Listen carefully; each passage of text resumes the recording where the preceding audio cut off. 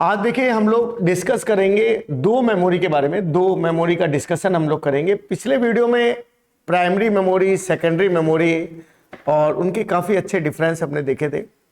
अब हम लोग कैश मेमोरी के बारे में डिस्कस करते हैं। पहले कैश मेमोरी होता क्या है? कंप्यूटर ऑर्गेनाइजेशन का ये एक पार्ट है। अब it is called cache memory. इसको कैश मेमोरी भी कहते हैं। क्यों? क्योंकि एनी टाइम ये अवेलेबल रहती है। मतलब ऐसी मेमोरी जो सीपीयू को जरूरत है, जो सीपीयू को बार बार जरूरत है, उस मेमोरी को वह कैश मेमोरी में रख लेता है। और ये पाई कहां जाती है? ये पाई जाती है सीपीयू और मेन मेमोरी के बीच। कहां पाई जाती है? सीपीयू और मेन मेमोरी के बीच। अगर कोई पूछे तो वो कैश मेमोरी है, CACHE, और इसी को ही कैश मेमोरी कहा जाता है। अब देखिए, it is helpful to access data more than one time. अगर आप एक से ज्यादा बार डेटा को अगर एक्सेस करना चाहते हैं तब आप इसका उपयोग लेते हैं। इसी तरह से ये टेम्परेरी मेमोरी भी है, क्विक प्रोसेस में यूज आती है। एक टॉपिक सुनिएगा, लोकेलिटी ऑफ रेफरेंस। अच्छा क्वेश्चन है, कई मोस्टली पूछा भी जाता है। तो लोकेलिटी ऑफ रेफरेंस जो है वो दो प्रकार का होता है। एक होता है टेम्पोरल, एक होता है स्पेशियल। टेम्पोरल और स्पेशियल दोनों में डिफरेंस क्या होता है? टेम्पोरल होता है कि अगर हम जो भी हमारा रिसेंट डेटा है उसको हम फ्यूचर के अकॉर्डिंग अगर हम लोग यूज करते हैं तब हम लोग इसको टेम्पोरल डेटा कहते हैं।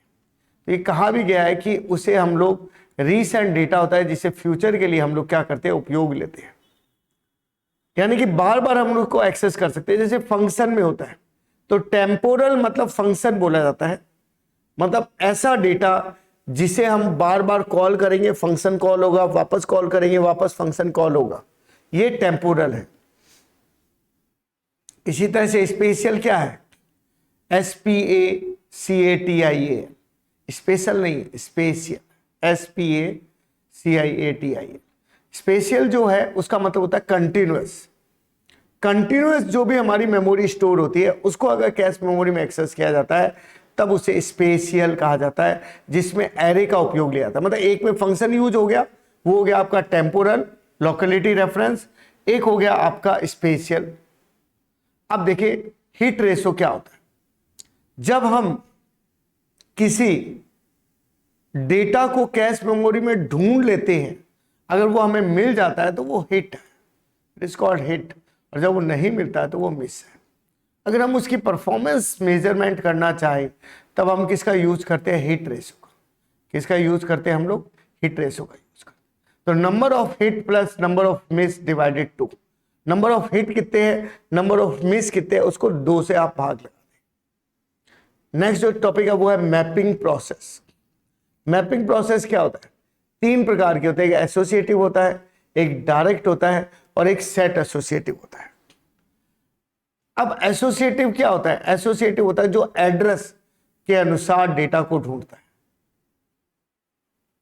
मतलब जो एड्रेस के अनुसार डेटा को नहीं ढूंढता है। मतलब जो कंटेंट के अनुसार, जो किसके अनुसार? कंटेंट के अनुसार जो भी डेटा को ढूंढेगा वो होता है आपका एसोसिएटिव मेमोरी। इसी एसोसिएटिव मेमोरी को ही हम लोग बोलते हैं, एसोसिएटिव मेमोरी को ही हम लोग बोलते हैं जो है कंटेंट एड्रेसेबल मेमोरी। नाम सुनिएगा, कंटेंट एड्रेसेबल मेमोरी, कैम। ये सर्च करता है, किसके अनुसार सर्च करता है? एड्रेस के अनुसार सर्च करता है। अगर एड्रेस पे आपका जो भी डेटा है, डेटा के अनुसार सर्च करता है। अगर वो डेटा आपको मिल जाता है तो वो उसको क्या कर लेता है? एक्सेस कर लेता है। यहां डेटा आएगा, मतलब डेटा के अनुसार किसी चीज को सर्च करना। तो ये एक्सपेंसिव भी होता है और कॉम्प्लिकेटेड भी होता है। नेक्स्ट जो चीज है वो है डायरेक्ट मैपिंग। अब 2 चीजें बच गई, एक तो डायरेक्ट मैपिंग बच गया और एक बच गया सेट एसोसिएटिव। डायरेक्ट मैपिंग और सेट एसोसिएटिव। तो आप ये ध्यान रखें कि जो एड्रेस होता है उसके 2 भाग होते हैं, एक तो टैग फील्ड होती है और एक इंडेक्स फील्ड होती है। टैग फील्ड और इंडेक्स फील्ड, अगर एक टैग में एक ही इंडेक्स है तब तो हम लोग उसको बोलते हैं डायरेक्ट मैपिंग। लेकिन अगर एक इंडेक्स में एक से ज्यादा टैग है तब हम उसे बोलते हैं सेट एसोसिएटिव मैपिंग। तो वापस से सुनिएगा, डायरेक्ट मैपिंग में देखो टैग फील्ड और इंडेक्स फील्ड दो होते हैं। अगर मैं कहता हूँ एक इंडेक्स फील्ड में एक ही टैग है और वो कैश मेमोरी के इक्वल है, तब उसको बोलते हैं डायरेक्ट मैपिंग कहते हैं। उसे इंडेक्स फील्ड के द्वारा उस वर्ड को आप लोग शो करते हैं। जबकि सेट एसोसिएटिव के अंदर एक इंडेक्स में एक से ज्यादा टैग होते हैं। तो ये 2 वे सेट एसोसिएटिव भी हो सकता है और 3 वे सेट एसोसिएटिव भी हो सकता है। अब चलिए आगे। इसमें दो तरीके होते हैं। आपको मैंने बताया कि कैश मेमोरी कहां पाई जाती है। कैश मेमोरी पाई जाती है रैम और सीपीयू के बीच में पाई जाती है। इसमें दो तरीके होते हैं, एक राइट थ्रू होता है और एक राइट बैक होता है। राइट थ्रू का मतलब जितना आपने प्राइमरी मेमोरी में बदलाव किया है उतना का उतना अगर आपके कैश मेमोरी में बदलाव होता है। तो वापस से पढ़ देते हैं, it update main memory and cache memory at a time. अगर दोनों एट ए टाइम अगर अपडेट होती है तो राइट थ्रू है। लेकिन अगर जब आप फ्लैग मार्क कर देते हैं, ओनली कैश मेमोरी का अपडेट करते हैं और जब प्रोसेसर फ्री होता है तब वो मेन मेमोरी में अपडेट करता है, तो वो राइट बैक है। तो दोनों साथ में अगर अपडेट हो रहे हैं तो राइट थ्रू हो गया, और एक हो गया कि केवल कैश मेमोरी अपडेट हुई है और जब आप लोग क्या कर देंगे उसको फ्लैग मार करके रख लेंगे और जब सीपीयू फ्री होगा तब वो उसको मेन मेमोरी को अपडेट कर देगा। उसको हम लोग बोलते हैं राइट बैक। अब देखिए अब आप लोग देखिए कि वर्चुअल मेमोरी होती क्या है। कि सबसे पहला जो है वो डेटा जो आता है वो हमारे प्राइमरी मेमोरी में आता है, उसके बाद में वो डेटा जो है सेकेंडरी मेमोरी में जाता है। अगर प्राइमरी मेमोरी आपकी कम पड़ जाती है तो सेकेंडरी मेमोरी का कुछ हिस्सा एज ए प्राइमरी मेमोरी की तरह काम करता है, जिसे हम लोग वर्चुअल मेमोरी कहते हैं। बाय प्रोग्रामर जो भी एड्रेस यूज होता है उसे वर्चुअल एड्रेस कहते हैं। और इसके अलावा जो मेमोरी सेट जो होता है वो एड्रेस स्पेस कहलाता है। तो मेन मेमोरी का जो एड्रेस है वो फिजिकल एड्रेस हुआ, वो मेमोरी स्पेस कहलाता है। तो अब कल को आपको पूछे कि मेन मेमोरी का एड्रेस क्या कहलाता है तो आप याद रखेंगे फिजिकल एड्रेस, और वर्चुअल मेमोरी का एड्रेस क्या कहलाता है, virtual address.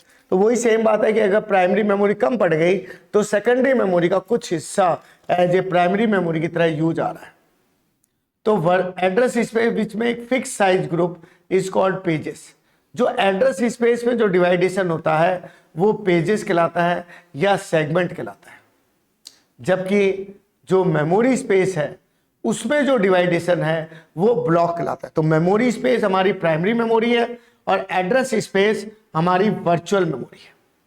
Memory page table के अकॉर्डिंग अगर हम लोग बात करें तो कैसे काम करता है, जो बीच में पेज टेबल होती है इसे 3 पार्ट होते हैं। पेज नंबर होता है, ब्लॉक नंबर होता है, परजेंस बिट होती है।